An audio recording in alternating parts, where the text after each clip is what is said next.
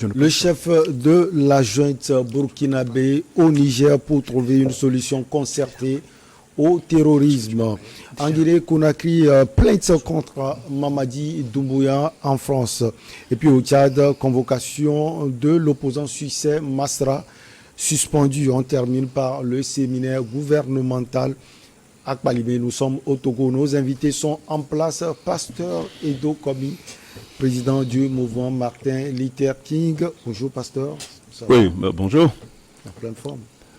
Oui, en pleine forme, on rend grâce à Dieu. Vous savez que nous sommes inondés par des... Enfin, il y a des pluies qui viennent ces derniers temps. Donc ça rend le climat très bon. Et puis bon, je pense que la petite saison sera bonne pour nous. Parce que nous avons besoin des produits de la terre pour pouvoir exister. Parce qu'avec la cherté de la vie, il faut qu'on injecte beaucoup dans l'agriculture.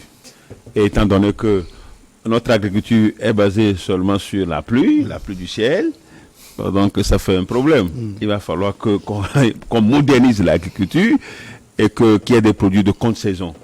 Que nous ayons des produits 3 mois, que nous ayons des produits, mais qu'on ne se limite pas seulement à la petite saison et à la grande saison. Ça vraiment, ça pénalise. Donc il faut moderniser notre agriculture. Dans l'ensemble, ça va, on se porte bien. Et j'espère bien quand même que le débat va être très houleux entre pasteur, un exercice, je vous laisse présenter votre ami en face. Ah oui, mon co-débatteur, c'est monsieur Credo Tété. Donc, il est le directeur de publication du journal Le Médium. Credo, comment tu vas?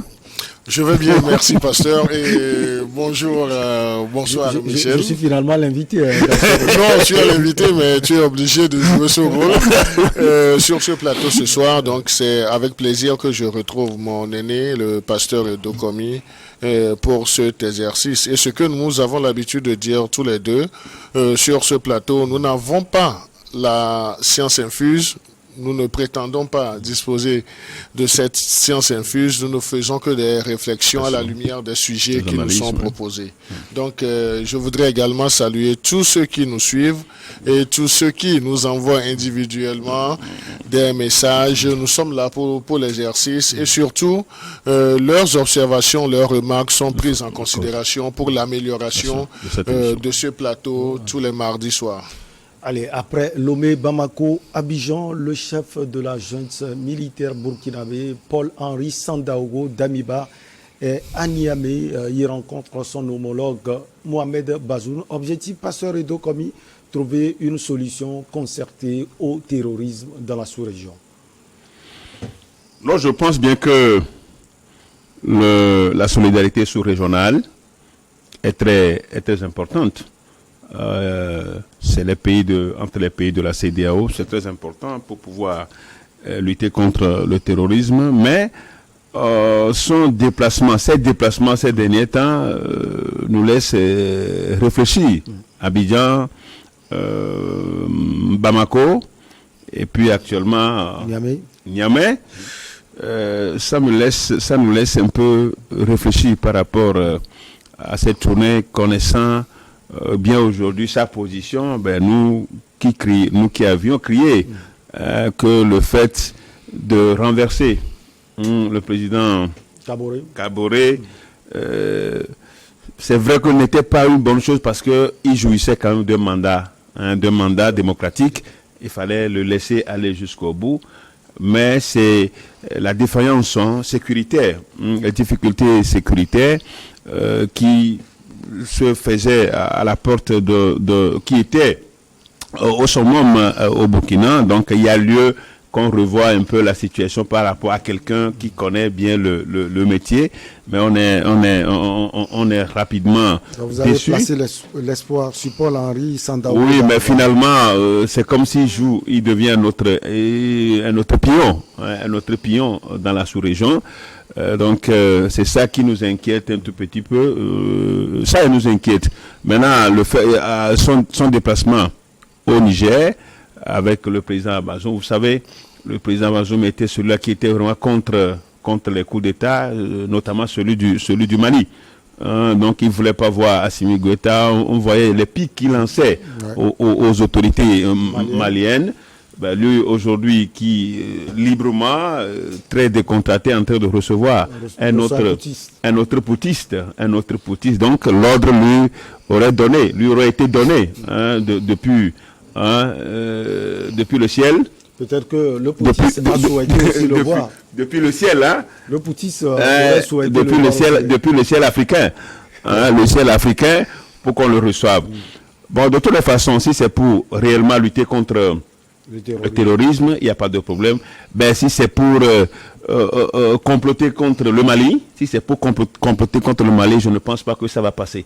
Parce que pour nous, aujourd'hui, on est debout, on est vent debout, aux côtés des autorités maliennes pour amener à bon port cette transition-là et permettre au Mali, une fois de bon, d'être ancré démocratiquement. Est-ce qu'on ne voit pas le danger partout?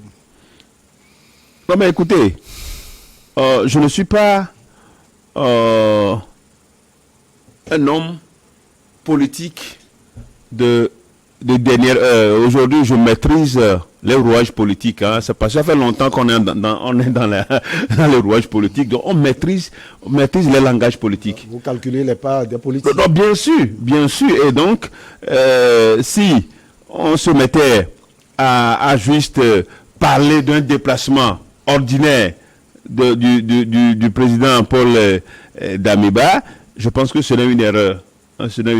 Aller en Côte d'Ivoire, je sais bien l'accueil qui lui est réservé au Mali. Vous savez, aujourd'hui, les autorités maliennes sont très avisées. Ils ont reçu même le président Macky Sall. On sait comment ils l'ont reçu. Comment ils ont reçu Damiba. C'est des camarades d'armes, c'est tout à fait normal. Mais de manière plus profonde, il y a aujourd'hui, il y a de l'éthique. Hein. Il y a une certaine éthique politique qui se fait au Mali, qui nous fait du bien. Et donc, son séjour au Niger pourrait servir la cause du terrorisme, peut servir aussi la cause de ceux-là qui ne veulent pas voir l'Afrique avancer. Alors, Credo Tété, c'est ce qu'on nous sert. Il est à Niamey pour trouver avec le président Bazoum une solution concertée au terrorisme qui mine la sous-région ouest-africaine. Vous, comment vous voyez ce déplacement du chef de la junte burkinabé? Non, je crois que ce déplacement du président burkinabé actuel, M. Damibé, traduit une situation amère et difficile qu'il vit. Donc il est aux abois. Il est aux abois parce qu'il n'arrive pas à dominer la situation sécuritaire. Et lorsqu'il avait fait le coup d'État à Marc-Christian Kaboré, disons, son message principal, c'est parce que son prédécesseur n'arrivait pas à dominer la situation sécuritaire. Et quand lui-même il est arrivé chaque semaine, si on doit avoir plus d'une dizaine de décès, donc je crois que la situation est vraiment inquiétante. Donc c'est un lieutenant-colonel que je vois qui ne maîtrise pas ou bien qui ne maîtriserait pas, disons, l'arsenal sécuritaire même de son pays, pour ne pas parler de la sous-région. Et aujourd'hui, on le voit courir dans tous les sens.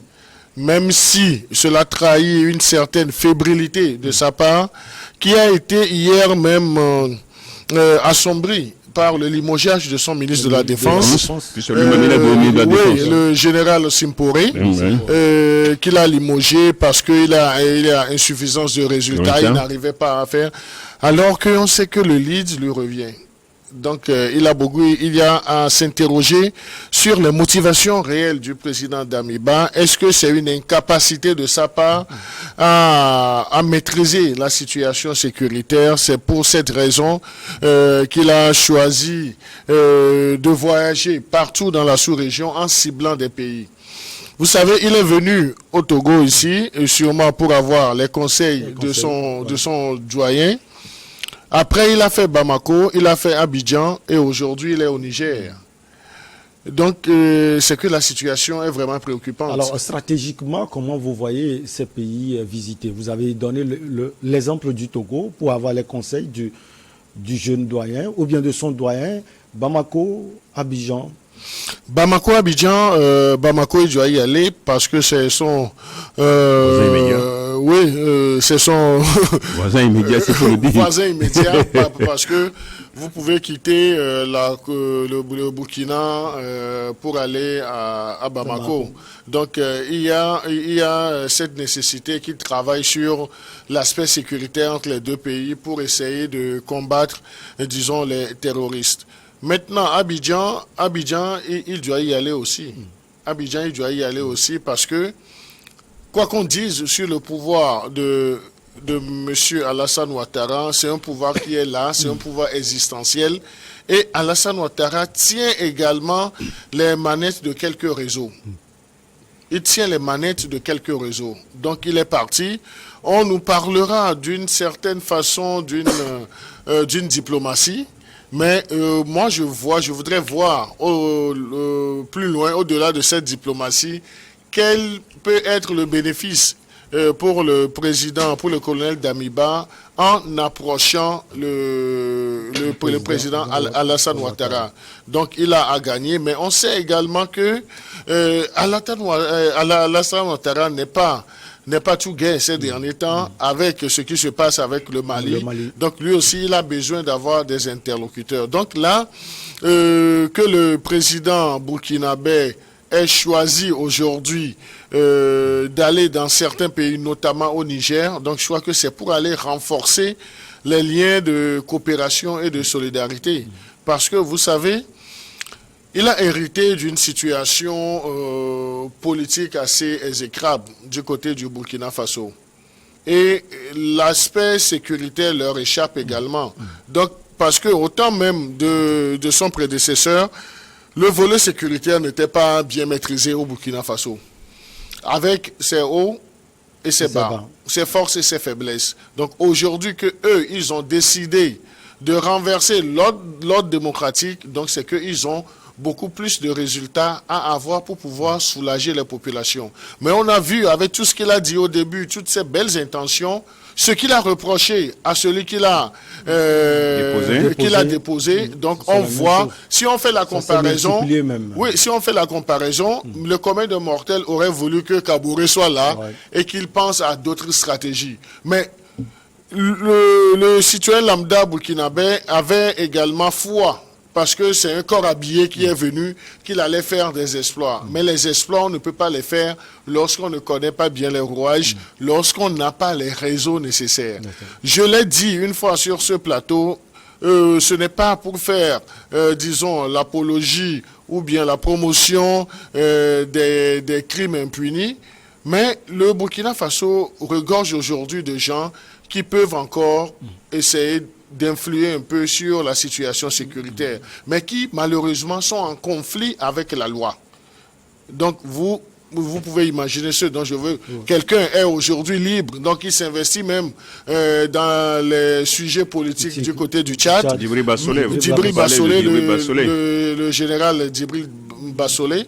Mais il y a également un général, c'est vrai, donc on l'a condamné la dernière fois à la prison. Mais Gilbert Diendéré a son mot aussi à dire. Parce que autant de Blaise Compaoré, selon les informations, c'est lui qui jouait l'intermédiaire, qui savait également tempérer, disons, ces forces terroristes. Maintenant qu'il est là, donc le carnet d'adresse est toujours là. Le carnet d'adresse est toujours là. Et il y a un fait qui est passé inaperçu. Lorsque il fut un temps, un passé très récent, le général, on nous a informé que le général Gilbert Diendéré avait demandé à aller à la maison. Et on dit que la loi sur l'aspect pénitentiaire lui accorde. Donc il est parti faire 3 jours chez lui, à son domicile. Est-ce que ça nous a fait tiquer? Est-ce qu'il n'y a pas des choses... Pour vous, quelque chose se cache derrière cela? Oui, moi j'aurais souhaité que ces 3 jours soient mis à profit pour pouvoir essayer de conseiller l'arsenal sécuritaire du côté du Burkina Faso. Et j'ose croire qu'il n'a pas quitté sa cellule juste pour aller retrouver son lit doré. Sûrement qu'il s'est passé beaucoup de choses. Alors, pasteur, vous n'avez pas souligné cela, mais pour certains analystes, ce déplacement du président burkinabé, de fait, se traduit aussi par l'attachement à l'alternance démocratique embryonnaire au Niger? Oh, est-ce que le Niger, c'est vrai quand même que pour une fois, il y a eu quand même un passage de témoins, hein, d'un président, d'un ancien président à un président élu. C'est la première fois, c'est tout à fait normal. Ça, c'est à saluer. Même si les élections sont contestables, je crois quand même qu'aujourd'hui, il y a un gouvernement qui est en place, qui est issu, hein, des élections au Niger. Alors, je ne pense pas que c'est par rapport à l'attachement du Niger à l'alternance démocratique. Ça ne prend pas trop la place. Mais ce que je dis, le Niger aujourd'hui, c'est le pays de référence par rapport au positionnement des forces françaises. Les forces françaises sont au Niger. Et donc, le Burkina Faso, qui jusque-là, bien que le peuple burkinabé aujourd'hui veut revoir, hein, le statut qu'on lui confie à travers Thomas Sankara. Thomas Sankara, c'est l'un des panafricanistes. Et quand vous écoutez ces paroles, hein, ces paroles sont citées comme des sujets de dissertation, des sujets de philosophie partout, sujets de réflexion. Et donc le Burkina Faso reste ce pays-là qui veut vraiment se débarrasser du cordon ombilical français, enfin du colonisateur. Bon, donc, ce qu'on est en train de voir aujourd'hui avec Paul-Henri Damiba, ce n'est pas ça exactement. Donc, le peuple burkinabé, il y a des manifestations contre l'ambassadeur de France, qui se font tous les jours. La dernière fois même, je crois que suite à la présentation de son bilan, il y a un responsable de Balai Citoyen qui a été arrêté, qui est actuellement en prison. Bon, donc voilà, le Balai Citoyen, c'est un groupe d'associations de la société civile qui est terrible, qui est fort, pour ne pas dire terrible, qui est fort au Burkina Faso. Donc voilà, lui qui vient donc prendre le contre-coup de la position des Burkinabés, donc, et fait autre. Donc, ce qui veut dire que son agenda est caché et ses déplacements ne sont que la ligne, hein, le prolongement de la domination d'un autre pays de la sous-région, parce qu'il va au Niger pour pouvoir bénéficier, hein, de la grâce du président nigérien et au même moment bénéficier peut-être du soutien des forces françaises qui sont basées au Niger. Au Niger. Crédibilité en 30 secondes, on a vu le Niger aussi qui est, peut-être on peut le dire, stable ces derniers temps après avoir connu tellement d'actes terroristes, il faut le souligner. On n'entend plus le Niger ces derniers temps. Peut-être que Paul-Henri Sandaogo Damiba veut s'inspirer de ce que le Niger est en train de faire. Oui, il veut s'inspirer, oui, mais il veut prendre également le Niger comme courroie de transmission pour atteindre une certaine puissance. Moi, je donne un exemple. S'il t'est donné demain de faire Lomé-Paris, choisis la ligne Lomé-Niamey, Roissy-Charles de Gaulle. Déjà à l'aéroport, tu comprendras ce que le pasteur Dokomi vient de dire. Les vols, si vous êtes à bord du vol Air France, qui quitte Lomé les mercredis pour aller à Roissy-Charles de Gaulle à Paris via Niamey, vous allez voir, lorsque vous faites l'escale de 50 minutes à l'aéroport de Niamey, vous voyez comment l'avion est encerclé d'hommes en tenue. Et quand vous avez la chance d'avoir un autre vol africain, mais c'est comme si le vol-là n'a pas d'importance. Donc ce n'est que la traduction de ce que le pasteur Dokomi a voulu dire. Donc moi j'ai essayé de schématiser cela. Donc c'est pour dire, le président de la transition du Burkina n'a pas fait une sortie de gaieté pour aller du côté du Niger. Et on sait, nous tous, nous savons aujourd'hui le rôle ou bien le pion essentiel qu'est le président nigérien pour notre ancienne colonie, la France. Allez, on va marquer la petite pause. On retrouve après nos invités pour la suite.